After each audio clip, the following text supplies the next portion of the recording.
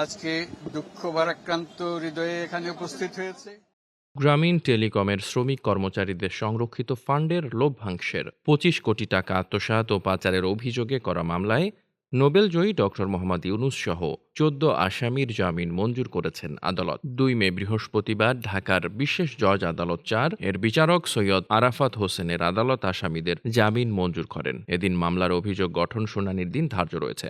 এর আগে সকালে ডক্টর ইউনূস পূর্ব শর্তে জামিন আবেদন করেন। এরপরে মামলায় হাজিরা দিতে বেলা ১১টা ২০ মিনিটে তিনি আদালতে পৌঁছান। ২০২৩ সালের ৩০ মে গ্রামীণ টেলিকমের শ্রমিক কর্মচারীদের কল্যাণ তহবিলের ২৫,২২,৬,৭৮০ টাকা আত্মসাতের অভিযোগে নোবেলজয়ী ডক্টর মোহাম্মদ ইউনূস সহ ১৩ জনের বিরুদ্ধে মামলা করে দুদক।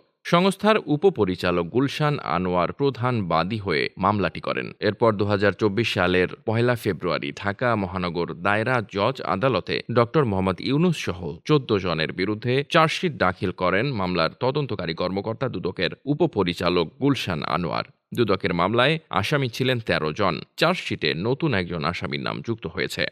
Desk report, বার্তাবাজার।